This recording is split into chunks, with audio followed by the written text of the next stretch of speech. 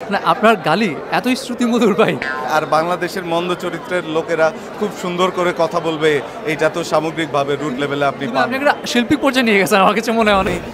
আশা করব যে নিশ্চয়ই আপনি এই ইন্টারভিউর মাঝখানে আমাকে রিকোয়েস্ট করবেন না যে ভাই না, না, একটা না, of course না, of course না। ওটা আমি ভাই আপনার একটা সিক্রেট বলেন যেটা কেউ জানে না। আপনার ভাই আপনাকে দেখে যে কি মনে হয় জানেন? আপনার মুখ থেকে আমি যদি গালি শুনতে পারতাম। না আপনার গালি এতই শ্রুতিমধুর ভাই। আপনার সিন আসলে মনে হয় যে কখন ভাই দিবে একটা কিছু একটা বলবে। এটা কেমন লাগে? না, এইটা হচ্ছে কি যে চরিত্রের প্রয়োজনে আমি দেখতে যেরকম আমাকে মন্দ চরিত্র দেয়া হয়, আর বাংলাদেশের মন্দ চরিত্রের লোকেরা খুব সুন্দর করে কথা বলবে, এইটা তো সামগ্রিকভাবে রুট লেভেলে আপনি কিন্তু পান। আপনি একটা শিল্পী পর্যায়ে নিয়ে গেছেন আমার কাছে মনে হয় অনেকে বলে। আমি আজকে একটা কমেন্টস দেখলাম যে যদি স্ল্যাং কোনো আর্ট হয় আপনি হচ্ছে আর্টিস্ট ওটার।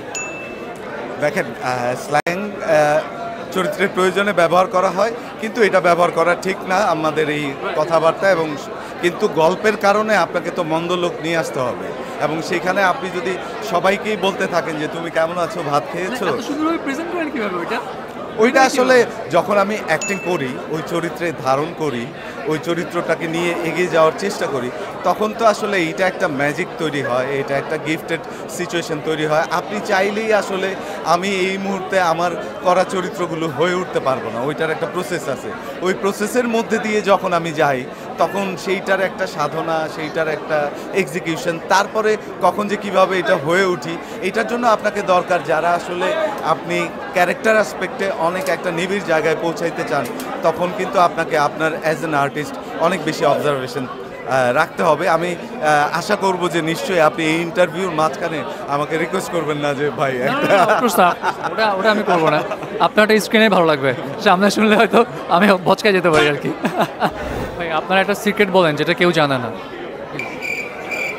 আমার সিক্রেট হচ্ছে যে আমি ঘুম থেকে উঠে ঈশ্বরকে বলি যে পৃথিবীটা সুন্দর করে দিন, এবং ঘুমাইতে যাওয়ার আগে পৃথিবীর প্রত্যেকটা মানুষের জন্য। ভাই এটা সিক্রেট হলো না তো? না, আর ব্যক্তিগত যেগুলো সিক্রেট, ওগুলো চর্চার মতো, সেগুলো আসলে আমার কাছে মনে হয় না দর্শকের খুব বেশি জরুরি আছে। আর আপনাদের মাধ্যমে যেটা হয় কি, দর্শকের মনে শিল্পীদের সম্পর্কে যেই ইমেজ তৈরি হয়, আপনারা এত ইন্টারভিউ, এত প্রশ্ন করে সব কিছু জেনে নিয়ে যেতে চান, যেই কারণে শিল্পীর পুরোটাই জানা হয়ে যায়। তখন হয় কি, দর্শক যে কোনো মুহূর্তে যে কোনো ইস্যুতে খুব রিয়্যাক্ট করে ফেলে শিল্পীর প্রতি। তো আমার কাছে মনে হয় যে কিছু জিনিস শিল্পীর ব্যক্তি জীবনে থাকা উচিত, যেগুলো নিয়ে আসলে তার চর্চাটা অব্যাহত হওয়া উচিত।